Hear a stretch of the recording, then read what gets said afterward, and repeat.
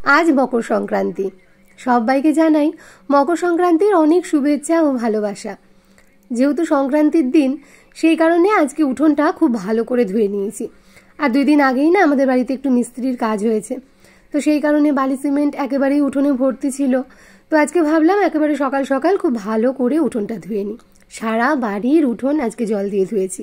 আর ওই যে ঠাকুর ঘরে এখনো ঢুকিনি, তবে জলের বালতি মগ সমস্ত দরজায় রেখে দিয়েছি। বাবানকে ডেকে নিয়ে বালতিতে জল ভরে তারপর ঠাকুর ঘরে যাব। বাবানকে এখন কিন্তু ঘুম থেকে ডাকলে একেবারেই তাড়াতাড়ি উঠে পড়ে, কারণ ও তো নিজে জানে কত পড়ার চাপ এখন। ঠিকঠাক সময় মতো না পড়লে আর ঠিকঠাক সময় মতো না ঘুম থেকে উঠলে সব কিছুই কিন্তু দেরি হয়ে যাবে। তাই এখন মোটামুটি ওই 1-2 বার ডাকার সঙ্গে সঙ্গেই সে উঠে পড়ে। আর ওই যে এখন সে ব্রাশ করছে, আর আমি বালতিতে জলটা তুলে রান্নাঘরে রেখে ঠাকুর ঘরে চলে যাব। ওর পোশাকটা একবার দেখো, হুডিটা পরেছে, তার সাথে শর্ট প্যান্ট। কিছুতেই বলেও ফুল প্যান্ট তাকে পরানো যায় না। হুডিটাও মাথায় বলে টুপিটা মাথায় কিছুতেই দোলানো যায় না। জানি না ও ঠান্ডা লাগে কিনা, তবে ঠান্ডা কিন্তু বেশ পড়েছে। ঠাকুর ঘরের কাজ সেরে চলে এসেছি অনেকক্ষণ। আর আজকে ঘরের বিছানার চাদরটাও তুলে নিলাম। বিছানার চাদর তুলে নিয়ে রেখে দিচ্ছি, খানিক বাদেই আজকেই কেচে নেব। ওই রেখে দিই বললে না, রাখাই থাকবে। সময় কিছুতেই তো বার করতে পারছি না, এক্সট্রা কোনো টাইম। তবে তার মধ্যে থেকেই যদি এগুলো কেচে কুচে না নিই, তাহলে না ওই পড়েই থাকবে। তাই শত কাজের মধ্যেও এবার থেকে ঠিক করেছি নিজের এই কাজগুলোতেও একদম যথাযথ সময় দেব। তবে একেবারে ঘরের বাইরের দুটো বিছানার চাদরই তুলিনি, এখন শুধুমাত্র ঘরের চাদরটাই তুললাম। 2 দিন বাদে আবার বারান্দার চাদরটাও তুলে নেব। দুটো একসাথে তুলে নিলে না আবার কাচতে একটু অসুবিধা হয়ে যাবে। ওদিকে চায়ের বাসনকোসনগুলো সমস্ত নামিয়ে কলতলায় রেখে দিয়ে নিয়েছি। চাদরগুলো ভিজিয়ে দিয়ে নিয়ে বাসনগুলো মেজে নেব। নমস্কার বন্ধুরা, আমি প্রিয়াঙ্কা। কেমন আছো সবাই? আশা করছি সবাই খুব ভালো আছো এবং সুস্থ আছো। আমিও বেশ ভালো আছি, আমার পরিবারও সুস্থ আছে। আমার আরও একটি নতুন ব্লগে তোমাদের সবাইকে অনেক অনেক স্বাগত আর অনেক ভালোবাসা জানাই। জলখাবারটা বসাবো, তবে তার আগে ঘরদোরগুলো একটু পরিষ্কার করে নিই। বাবা নদীকে পড়তে চলে গেছে, আর এদিকে ড্রেসিং টেবিলটা ভাবছি অনেক দিন ধরেই ধরা হয় না, তো বেশ নোংরা হয়ে রয়েছে। তো আজকে ভাবলাম একটু পরিষ্কার করে দিই। যে কোনো পরিষ্কার পরিচ্ছন্ন জিনিসপত্র না পরিষ্কার পরিচ্ছন্ন রাখতেই ভালো লাগে, আর এটা তো বহুদিনের অভ্যেস। তাই যখন কিছুদিন এই কাজগুলো আর করতে পারি না, অর্থাৎ সময়ের অভাবে এগুলো করা হয়ে ওঠে না, ঠিক তখনই না খুবই খারাপ লাগে, বেশ মনটা খারাপ লাগে যে এই কাজগুলো হচ্ছে না, নোংরা হয়ে রয়েছে। নোংরা জিনিসটা চোখের সামনে তখন দেখতে একেবারেই ভালো লাগে না, আর সেগুলো যদি হয় ভীষণ পছন্দের জিনিস। ঘরদোর সমস্ত পরিষ্কার পরিচ্ছন্ন করা হয়ে গেছে, আর এদিকে এবার সকালে জলখাবারটাও রেডি করে নিচ্ছি। গতকাল যে আটা মেখেছিলাম সকালবেলায়, সেটা দিয়ে সকাল রাত দুবেলা হয়ে গেছে। তো আজকে আবারও আটা মাখতে হবে। তো এই যে এখানে একেবারে বড় গামলায় করে আটা মেখে নিচ্ছি। একটু বেশি করেই মেখে রাখছি যাতে দুবারের হয়ে যায়। আর এদিকে চালটাও ভিজিয়ে রেখেছি। চালটা বেশ খানিকক্ষণ ভিজিয়ে রাখলে না ভাতটাও বেশ তাড়াতাড়ি হয়ে যায়। আজকে ফুলকপি রান্না করব, সেই ফুলকপিটা যেটা বোনের বাড়ি থেকে গতকাল পাঠিয়েছে।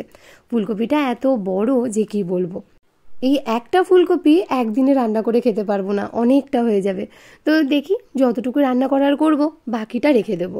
ফুলকপি ভাজা খেতেও কিন্তু বেশ লাগে, তাই না?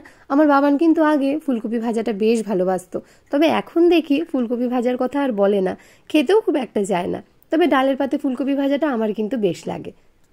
ফুলগুলো এতটাই টাইট যে টেনে ছিঁড়ে বের করতে পারছি না, আর বটি দিয়ে না ফুলগুলো আমি কাটি না, তাতে করে ফুলগুলো কেমন যেন কেটে কেটে যায়। তাই যতটা পারি হাত দিয়ে এইরকম ভেঙে ভেঙে নেওয়ার চেষ্টা করি। আর মধ্যের অংশটা ওগুলো তো একেবারেই গুড়ি গুড়ি ফুল হয়, তো সেইগুলো তখন আমি বটি দিয়ে ফালা করে নিই। সকালে জলখাবারটা বসিয়ে নিয়ে এক ফাঁকে চাদরগুলো কেচে দিয়েছি, কিন্তু আকাশের অবস্থা দেখো, একেবারেই মেঘলা। সকালের দিকটাতে দেখলাম বেশ রোদ উঠেছে। জানি না বেলা যত বাড়ছে তত যেন কেমন যেন ঝুপসি হয়ে আসছে, একেবারেই অন্ধকার অন্ধকার। চাদরগুলো না রোদ্রে শুকোলে বেশ সুন্দর টান টান করকরে হয়, আর এরকম ছায়ার মধ্যে শুকোলে সেই চাদরগুলো না কেমন যেন নরম নরম হয়ে থাকে। তো যাই হোক, কেচে মেলে দিয়েছি, সারাদিন ধরে শুকোক। সকালের জলখাবারের পাটাপাট অনেকক্ষণই মিটে গেছে। এদিকে সবজিগুলো বানিয়ে নিয়েছি। দাঁড়াও, অন্ধকারে বুঝতে পারছো না, ফ্ল্যাশ লাইটটা জ্বালিয়ে নিলাম। তো এই যে এদিকে ফুলকপিগুলো দেখতেই পাচ্ছ বড় বড় করে টুকরো করে নিয়েছি, তার সাথে ওই দিকটাতে আলুও টুকরো করে কেটে নিয়েছি। ফুলকপিগুলো একটুখানি ভাপিয়ে নেব, তাহলে রঙটাও ফর্সা হবে, আর তার সাথে যদি পোকা থাকে সেগুলোও বেরিয়ে যাবে। মামার শাশুড়ি মা একটু মূলো ভাতে খেতে ভীষণ ভালোবাসেন, তো যেহেতু সংক্রান্তি, আজকের দিনটাই খাওয়া যাবে, আর খাওয়া যাবে না, তাই আজকে একটু আলু আর মূলো মায়ের জন্য ভাতে দিয়ে নিলাম। কি জানি কেমন লাগে, আমি অবশ্য কোনোদিনও খেয়ে দেখিনি। আর তার সাথে এখানে আজকে একটু রান্না করব মেথির শাক। গতকাল মেথির শাক নিয়ে এসেছিল, সেটা রেখে দিয়েছিলাম। আজকে মেথি শাকটা একটু বেগুন দিয়ে ঘন্ট করে নেব। আর ওই যে পেয়ারাটা রেখে দিলাম, মিঠু আর বাবুসোনাকে কেটে দিয়ে নিতে হবে। আমার আবার একটু টমেটো আর আলু ভাতে হলে ব্যাস, আর কিছু চাই না। মানে নিরামিষের দিনগুলোতে এই রকম টমেটো আলু ভাতে হলে আমার ভীষণই ভালো লাগে। আজকে মঙ্গলবার, আজকে নিরামিষের দিন, একদমই নিরামিষ রান্নাবান্নাই করব। সেই কারণে ভাবছি ওই একটা আলু আর টমেটো আমার জন্য ভাতে দিয়ে নিই, ওই দিয়েই দুপুরের খাওয়াটা আমার একেবারে জমে যাবে। আগে শীতকালে দেশি টমেটো কত সুন্দর পাওয়া যেত, কিন্তু এখন টমেটোগুলো ওই একই রকমের। কি জানি, দেশি টমেটো হয়তো এখন আর পাওয়া যায় না, সবগুলোই ঠিক এই রকম হাইব্রিড টাইপের, কেমন যেন একটু মোটা খোসার মতন হয়। আর এগুলোতে কিন্তু খুব একটা টকও হয় না, তাই টমেটোর ডাল এখন আর কিন্তু অতটা টক টক লাগে না, কেমন যেন মিষ্টি মিষ্টিই লাগে। আমি তরকারিতে দিই, শ্বশুরমশাই পছন্দ করেন না, কিন্তু ওই বেটে দিয়ে দিলে না উনি কিন্তু টেরও পান না। টক যেহেতু একেবারেই হয় না, তবে রঙটা বেশ ভালো হয়, আর দিলে না মনে একটা আলাদা স্যাটিসফ্যাকশন আসে, তো সেই কারণেই দেওয়া। তো যাই হোক, টমেটোটাকে ধুয়ে নিয়ে এই যে দিয়ে দিলাম হাঁড়ির মধ্যে, সেদ্ধ হতে থাকুক। আর এদিকটাতে ফুলকপিটাও একটু ভাপিয়ে নিই। বাঁধাকপি আমি কখনোই সেদ্ধ করে রান্না করি না, কিন্তু ফুলকপিটা একটুখানি ভাপিয়ে নিই। এর মধ্যে যদি একটু এই হালকা গন্ধ থাকে, সেটা কিন্তু এই ভাপিয়ে নিলে একেবারেই চলে যায়। আর ভাপানোর সময় আমি সবসময় লবণ দিই, যা কিছু সেদ্ধ করি যাই করি না কেন, লবণটা দেওয়াটা আমার একেবারে ভীষণই অভ্যেস, এটা মনে করেই দিয়ে থাকি। ফুলকপি রান্নাটা আমার হয়ে গেছে, একেবারেই মটরশুঁটি আলু দিয়ে মাখো মাখো করে তরকারিটা নামিয়ে নিয়েছি। একটু বড় করেই করলাম, দুপুরবেলায় ভাতের সাথেও হয়ে যাবে আর রাত্রেবেলায় রুটির সাথেও হবে। তো এখানে রয়েছে মেথির শাক, মেথির শাকটা বেগুন দিয়ে সুন্দর করে ঘন্ট করে নিচ্ছি। আর এই যে যখন এই শাকটা শুকোয়, মানে রসটা একেবারে শুকিয়ে আসে, তখন এত সুন্দর একটা গন্ধ বেরোয় যে কি বলবো, এইটাই আমার সব থেকে বেশি ভালো লাগে। আজকে তোমাদের দাদাভাই রয়েছে একটা কালী পুজো, তো সেই কারণেই তোমাদের দাদাভাইয়ের আজকে খাওয়া দাওয়া একেবারেই নেই। তো এই দিকটাতে আমার বাবান আজকে আর স্কুলে যায়নি, যেহেতু মঙ্গলবার, আজকে দুপুর 3টে থেকে পড়া, তাই বাবান আজকে আর স্কুলে যায়নি, ওদিকে স্নান করছে। মাও এই দিকটাতে বসে রয়েছে।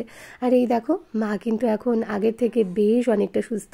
কেউ একজন বলেছিলে যে শাশুড়ি মাকে তো এখন আর দেখাও না, তো এই যে সব সময় না ভালো লাগে না, তার এই অসুস্থতাটাকে নিয়ে সামনে ক্যামেরায় নিয়ে আসবো, সব সময় ভালো লাগে না। তোমরা দেখবে আমি কিন্তু খুব একটা বেশি মাকে নিয়ে ভিডিও করি না, তবে এখন সামনে যখন রয়েছে আর তোমরা দেখতেও চেয়েছিলে, তাই ভাবলাম মাকে একবার দেখিয়ে দিই। তো এই ওয়াকারটা নিয়ে মা কিন্তু আগের থেকে বেশ ভালো সুন্দর চলতে পারছে। ওয়াকার ছাড়াও হাঁটতে পারেন, কিন্তু যেহেতু ডাক্তার এখন ওয়াকার ছাড়া একেবারেই হাঁটতে বারণ করেছেন, তাই এখন আর ওয়াকার ছেড়ে হাঁটছেন না, তবে ওয়াকার ছাড়া উনি হাঁটতে পারেন। এদিকটাতে চাদর কিন্তু আমার একেবারেই শুকিয়ে গেছে, ভেবেছিলাম শুকোবে না, বেশ কড়মড়ে হবে না, কিন্তু বেলার দিকটাতে দেখলাম হালকা হালকা বেশ রোদ উঠছে, আর তাতে করেই না বেশ চাদরটা সুন্দর শুকিয়েও গেছে। আর এখন ভাঁজ করে নিচ্ছি, একেবারে ভাঁজ করে আলমারিতে তুলে দেবো। আর বারান্দার চাদরটা থাকলো, এটা আবার যেদিনকে সময় পাবো সেই দিনকে আবার তুলে নেব। এদিকে আমার শাকটাও রান্না হয়ে গেছে আর নামিয়ে নিচ্ছি। আজকে শুধুমাত্র এই শাক ভাজা আর ওই ফুলকপির তরকারিটাই রান্না করলাম, আর কিছুই করলাম না। রাত্রিবেলায় আমাদেরও নেমন্তন্ন রয়েছে, যেখানে তোমাদের দাদা ভাইয়ের কালী পুজো রয়েছে সেইখানে। আসলে সেটা হলো বাবানের বন্ধুর বাড়ি, তো সেইখানেই আমাদেরও নেমন্তন্ন রয়েছে। তো বাবানের আমি রাত্রিবেলায় যাব, আর রাত্রের দিকে তো রুটি করব, মা তো দুধ দিয়ে খায় আর বাবাও ফুলকপি তরকারি দিয়ে খেয়ে নেবে। আর তোমাদের দাদা ভাইয়ের জন্য রাত্রিবেলায় একটু পরোটা ভেজে রাখবো। রাত্রেবেলায় তোমাদের দাদাভাইয়ের কালী পুজো থাকলে আমি একটু পরোটাই করে রাখি, আর ও যখন আসে তখন একটু গরম করে দিয়ে দিই। রাত্রে তখন আর ভাত খেতে একেবারেই ইচ্ছে করে না। এদিকে কোনো রকম রান্নাবান্না তো সবই হয়েছে, এদিকে বাবান স্নান করেও পড়তে বসে গেছে, আর আমি ঘরটাও মুছে নিচ্ছি। আজকে একটু তাড়াতাড়ি সেরে নিতে হবে, কারণ তোমাদের দাদাভাই তো আর ওকেও দিয়ে আসতে পারবে না, আমাকেই দিয়ে আসতে হবে পড়তে। 3টে থেকে পড়া হয়, 2:45 নাগাদ বাড়ির থেকে বেরোবো। তো তার আগে সমস্ত কিছু সারতে হবে, আজকে আর একেবারেই দেরি করলে চলবে না। অন্যান্য দিন তো তাও 3টে 3:30 বেজে যায় আমার স্নান করতে করতে, কিন্তু আজকে আর অত দেরি করবো না, একদম সমস্ত টাইম টু টাইম করে নেব। এখনো পর্যন্ত যারা আমার সাথে রয়েছে তাদেরকে অনেক ভালোবাসা জানাই, আর যারা নতুন রয়েছে ভিডিও দেখছো অথচ এখনও কমেন্ট করো না বা লাইক করো না, তাদেরকে বলবো যদি আমার ভিডিও তোমাদের ভালো লেগে থাকে তাহলে অবশ্যই একটা লাইক করে দিও। আর যদি মন ছুঁয়ে যায় চাইলে চ্যানেলটিকে সাবস্ক্রাইব করে আমার চ্যানেলের পাশে থাকতে পারো। তোমাদের সহযোগিতা আমার এগিয়ে চলার জন্য অত্যন্ত জরুরি। আমাকে আমার পরিবারেরই এক বন্ধু কমেন্ট করেছিলে যে আমার এই স্ল্যাবটাতে আমি কি করে পর্দাটা টাঙিয়েছি। তো কিছুই নয়, একটু বুদ্ধি করে একটা কাজ করে নিয়েছি। সেটা হলো এই দেখো, এই পেরেকটা আমি এখানে কিন্তু ড্রিল মেশিনের সাহায্যে আটকে নিয়েছি। যিনি মানে যে দাদা আমার বাড়িতে ইলেকট্রিকের কাজ করতে এসেছিলেন, আর তাকে দিয়ে ড্রিল করিয়ে আমি এইখানে পেরেক পুঁতে নিয়েছি। তো দুদিকটাতেই তাই। আর শক্ত মোটা এগুলো কি তার যেন বলে, জিআই তার না কি যাই হোক বলে, তো এই তারটা আমি এখানে আটকে দিয়েছি। আর তার মধ্যে এই যে সুন্দর করে পর্দা দিয়ে নিয়েছি, দেখতে কতটা ভালো লাগছে। আসলে কিছুই নয়, একটু বুদ্ধি করে কাজ করলেই কিন্তু কঠিন সমস্যার সহজ সমাধান হয়ে যায়। আমারও এই স্ল্যাবটাতে কিন্তু হাতুড়ি দিয়ে পেরেক কিছুতেই আমি আটকাতে পারতাম না। তো তারপরে আমার মাথায় এই বুদ্ধিটা এসেছিল, আর তারপরেই এমন সুন্দর করে দেখো করে নিয়েছি। তো এই যে সবে মাত্র আর কি স্নান করে উঠলাম, তো চুলটা একেবারেই ভেজা, মানে একেবারে স্নান করে উঠেই কাপড়টা পরে নিয়েছি। আর ওই যে বাবান ওদিকে রেডি হচ্ছে, তো এখন বাবানকে দিয়ে আসি, আর এতক্ষণে হয়তো তোমাদের মানে এসে দেখবো হয়তো তোমাদের দাদাভাইও চলে আসবে। তো আজকে তো আর ওর খাওয়া দাওয়ার কোনো ব্যাপার নেই, যেহেতু ওই বেলায় কালী পুজো রয়েছে। তো খানিকক্ষণ রেস্ট নিয়ে সেও আবার বেরিয়ে যাবে। আর এই যে ব্যাগপত্র সমস্ত গোছানো হয়ে গেছে। বিছানার অবস্থাটা একটু ইগনোর করো, কারণ বাবান পড়ছিল এতক্ষণ বিছানায় একেবারে, এখানে বইপত্র, এদিকে যেসব জামাকাপড়গুলো তুলে আনলাম সেগুলো জড়ো করা রয়েছে। তো আমি আসি, এসে তারপর সমস্ত গুছিয়ে নেব। তো এই যে রেডি হয়ে নিয়েছি, আর আমার বাবানও রেডি হয়ে গেছে। তো কেমন লাগছে আমাদেরকে? সোয়েটার পরিনি, সোয়েটার ভীষণ জবরজং লাগে, ভালো লাগে না সোয়েটার পরতে আমার একেবারেই। তো এই চাদরটা নিয়েছি, এই যে তো এই হলুদ রঙের জামদানি পরেছি, এটা তো দেখাতেই পারছি না, একদম চাদর গায়ে দিয়ে, এইটাই আমার সব থেকে বিরক্ত লাগে।